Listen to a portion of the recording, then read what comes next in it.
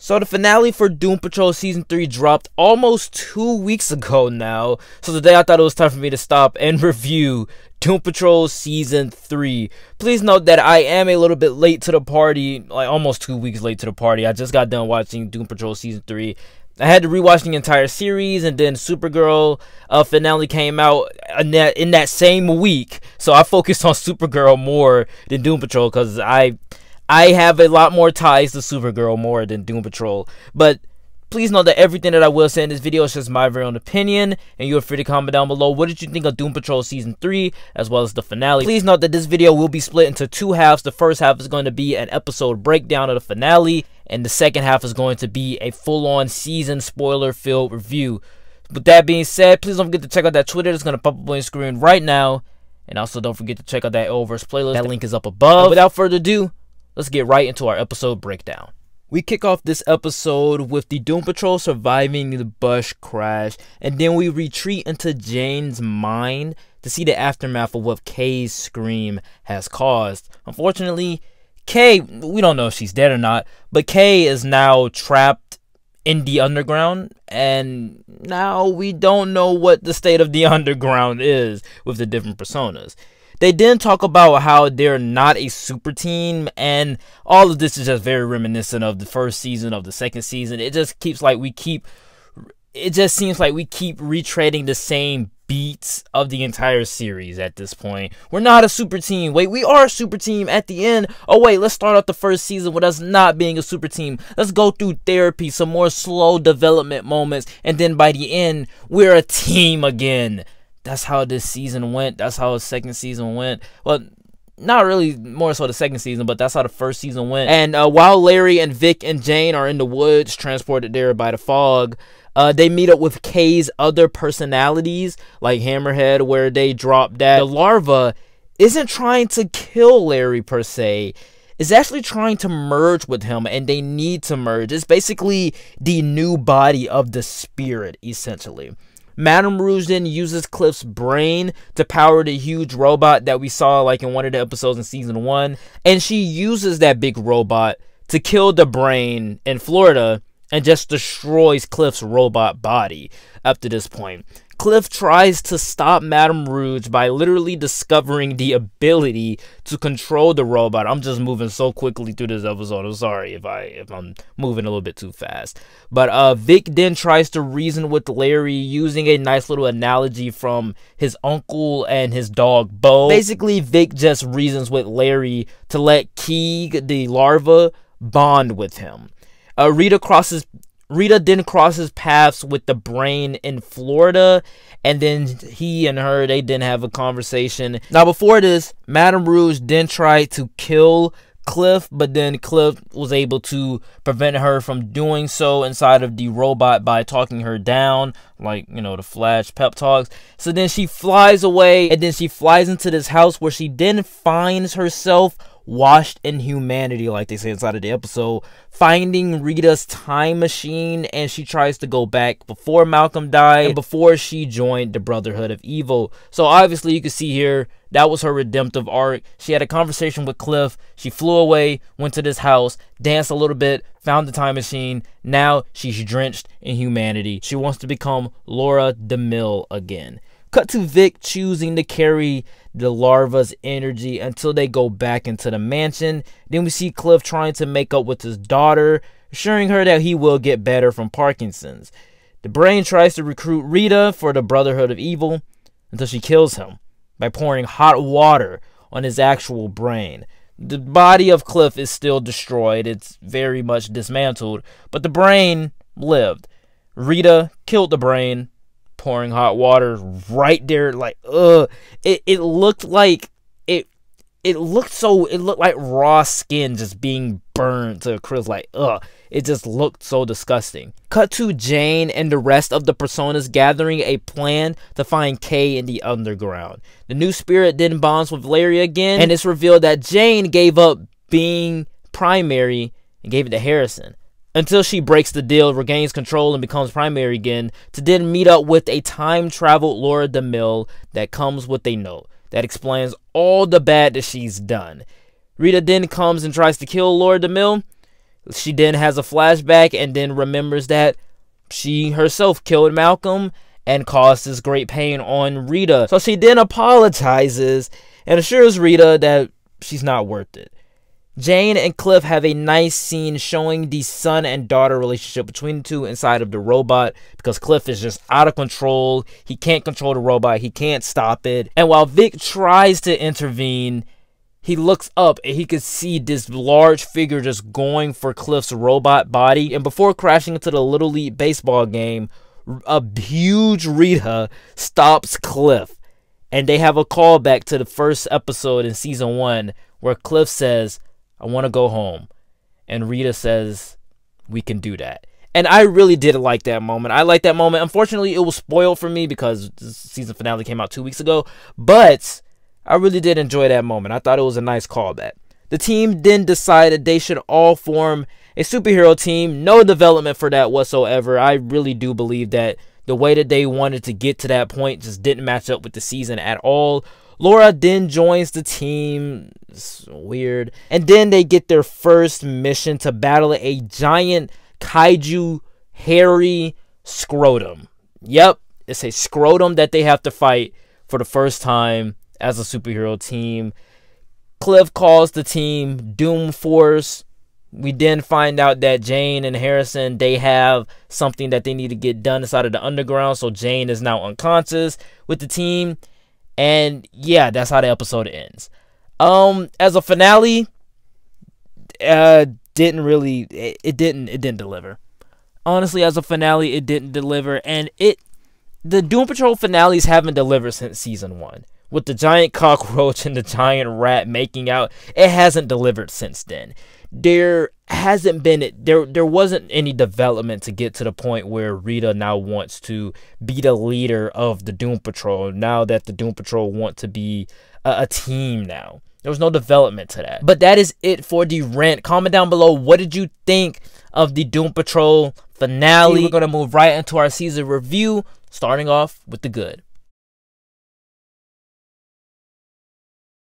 And the good that comes to mind here is that I am in love with these sets of characters. I love every single arc and journey that these characters go through and the tragedy of each of their stories. I love Cliff, I love Jane, I love Rita, I love Vic, I love Larry, I love all of these characters. They kind of remind me of the Suicide Squad a little bit, and a little bit of the Guardians of the Galaxy just mixed together in there, and you got the Doom Patrol. The team dynamic here is still fun to watch, and the evolution of them is just great, and how the show is able to tackle all 5 of these characters in a serious and mature way is still mind-blowing to me. And when they tap into their strengths as a show and what people have loved about this series since the first season, I think it works. I think all of it works because of the fact that these characters are so well liked, their stories are so fleshed out, and you get to see their evolution, their development, their growth throughout the entire season as well as the series.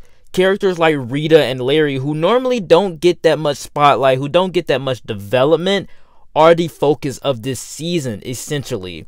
Victor, he also gets a lot more development inside of this season as well, but I think I like his development a little bit more inside of season 2, along with Larry. I think Larry's development inside of season 2 was a lot better, but Rita is put to the spotlight inside of this season, and I think that's actually pretty okay. I think it's fine that we get a lot more of Rita inside of this season. The season also goes for more weird, and everything that happens in this season is just the weirdest set of events per episode since season 1. I mean, we have zombies, we have butts fighting them, the Doom Patrol die. All of it is just so weird. The Sisterhood of Dada, the Brotherhood of Evil. Everything about this season is just, okay, what's the weirdest thing that we can do this time? Okay, let's just put that in there. Doom Patrol is great at introducing crazy and wacky and weird ideas, but that could be a good thing and a bad thing. So let's move right on to the bad. And the bad thing that comes to mind here is that this season felt the messiest of the series.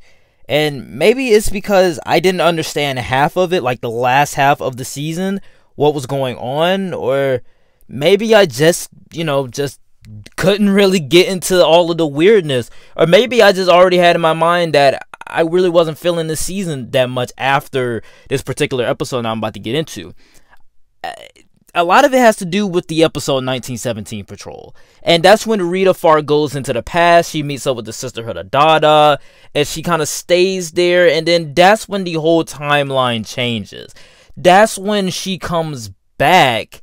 And like she stays in 1917 with the Sisterhood of Dada. She falls in love. And then Madame Rouge kills the guy that she loves in that timeline. And then she comes back. And then she's the leader of the Doom Patrol now. But we already know previously that the chief put Rita in charge, right? I believe that he put her in charge because that was his first recruit.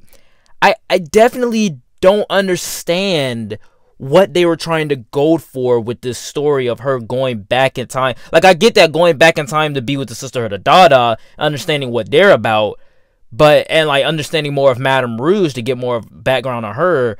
But the whole Rita falling in love and Madame Rouge killing the guy, and then she comes back and like, now she wants to kill Madame Rouge. All of it just fell flat for me, because then you also have this other storyline over here where we're inside of the Doom Patrol subconscious. So now we have this episode where it's all in the past, meeting up with the Sisterhood of Dada and everything like that, which was boring, by the way. And then we go right back to the present, where we have these characters that are dealing with their own crap.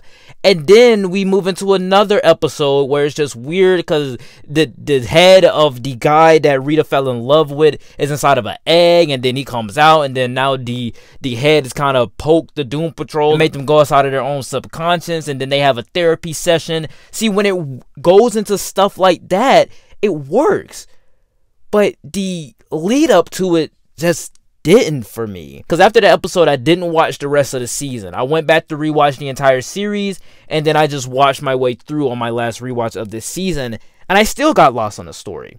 And anytime that you do anything with time travel, it always gets messy. This season just felt like it was fighting for what it wanted to be.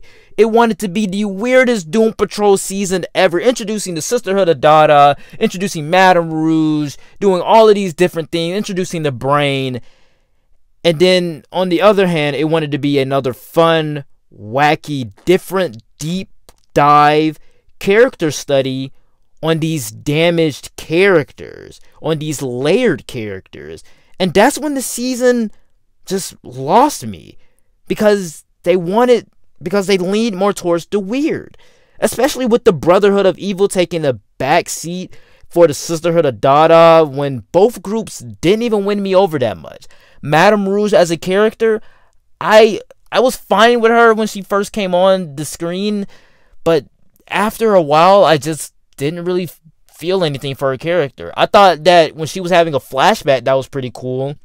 And she was moving through the Sisterhood of Dada, just like how she was moving through the Doom Patrol, calling them weapons. I thought that was pretty cool. But overall, I gotta say, this has been the messiest I have ever seen of a Doom Patrol season. And maybe it's just me.